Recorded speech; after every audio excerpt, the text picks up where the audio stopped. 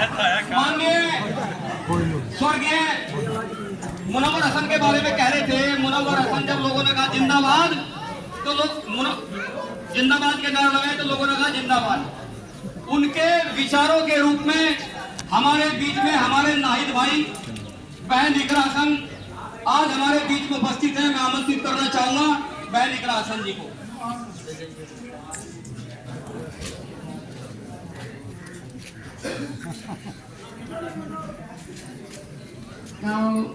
टापर में यहाँ पर मौजूद मेरे सभी बड़े बुजुर्ग और भाई और साथ में मंच पर उपस्थित बहुत खूबसूरत संचालन कर रहे ठाकुर रणधीर सिंह जी, संदीप सैनी जी, हमारे बीच में थाना भवन विधानसभा से चलकर आए पूर्व ब्लॉक प्रमुख और जिला पंचायत सदस्य श्री शेर सिंह राणा जी, मेरे मामा चौधरी साजिद हसन जी, हमारे सभा की अध्यक्षता कर रहे अध्यक्ष ठाकुर गोपाल सिंह जी, सबसे पुराने समाजवादी है, और मंच पर उपस्थित सभी सम्मानित नेतागण, आप सभी को मेरा नमस्कार, अस्सलाम वालेकुम। आज ये बहुत ही खूबसूरत कार्यक्रम का आयोजन किया है। इसमें जॉनी भैया का है, इनकी भी अहम भूमिका रही है। तो सबसे पहले मैं आप सबका धन्यवाद देना चाहती हूँ कि आप लोगों ने बहुत ही बेहद खूबसूरत कार्यक्रम और काफी देर से इंतजार भी कर रहे हैं, तो उसके लिए भी क्षमा चाहूंगी। चुनाव का वक्त है, आप लोग जानते हैं हम जिस मकसद से आपके बीच में आए हैं। 19 तारीख है, साइकिल का हमारा निशान है और आप लोग समझते हैं कि हम किन से टक्कर ले रहे हैं। ये डबल इंजन की सरकार है जिसको आप और हम देख चुके हैं, भुगत चुके हैं, लेकिन लाभ नहीं उठाया हमने। हमारे पूरे क्षेत्र को कहीं भी डबल इंजन का लाभ नहीं मिला, और वो इसलिए कि लाभ हमारे ही जनप्रतिनिधि हमें दिला सकते हैं। हर सीट पर मोदी जी या योगी जी आकर काम नहीं कर सकते। हमारी सीटों पर हमारे ही जनप्रतिनिधि, हमारे एमपी एमएलए, वो अगर चाहे तभी हमें सरकारों का सत्ता का लाभ मिल सकता है, लेकिन ऐसा इस क्षेत्र में नहीं हुआ। तो ये बहुत सोचने विचारने की बात है। अब इस सरकार का जो कार्यकाल रहा है वो आपके सामने है। किसान का क्या हाल है आज, अभी तक भी भुगतान पूरा नहीं हुआ है। एमएसपी का इनका दावा अधूरा है। किसान की आय में कोई बढ़ोतरी नहीं हुई। जो खाद का कट्टा था वो हल्का करके उसका दाम जरूर बढ़ा दिया है,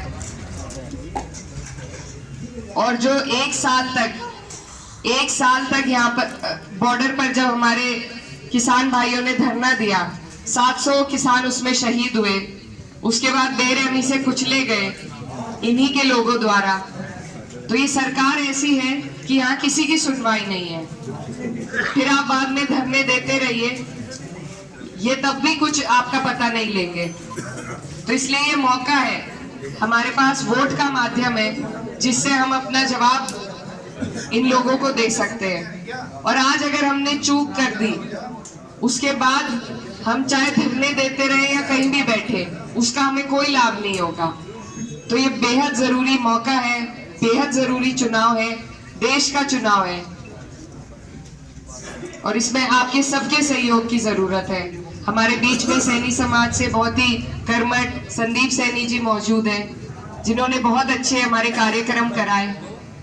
तो हमें सैनी समाज का भरपूर समर्थन मिल रहा है, कश्यप समाज से समर्थन मिल रहा है, दलित समाज से समर्थन मिल रहा है, जाट समाज, गुज्जर समाज, ठाकुर समाज, सभी लोग साथ आ रहे हैं।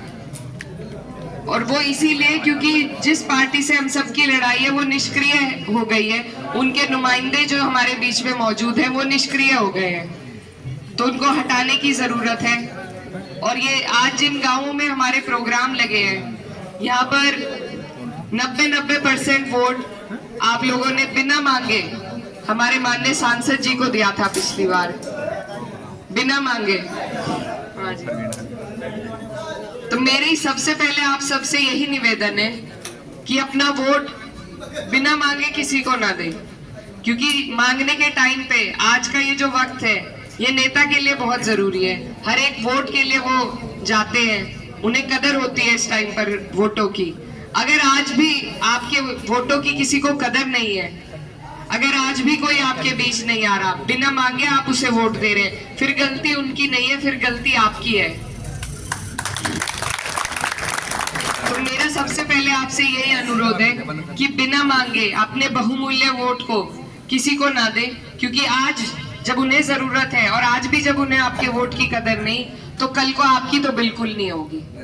और यही हाल हमारे क्षेत्र का रहा है पूरे 5 साल। इस मौके का इस्तेमाल करके हम इन हालातों को सुधार सकते हैं। हमें जरूरी है अपने किसी भी काम के लिए कि हम चयन करें सही लोगों का, जो हमारे बीच रह सके, हमारी आवाज उठा सके, हमारे काम कर सके। और मेरे पिताजी भी यहाँ से इस क्षेत्र से जुड़े रहे हैं। मेरी माता जी का आप लोगों ने बहुत सम्मान किया, परिवार का आपने बहुत सम्मान किया। मेरे पिताजी अक्सर यही कहते थे कि नेता का कोई जात धर्म या बिरादरी नहीं होती, और अगर वो अपनी बिरादरी का, अपने धर्म का, अपनी जाति का पक्षपात करने लगे तो वहीं से उसका खात्मा शुरू हो जाता है।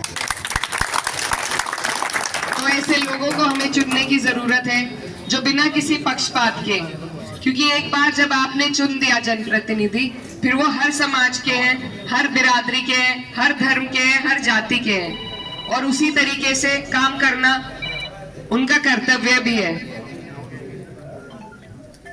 मैं इसी कर्म में आपके लिए कुछ पढ़ना चाहती हूँ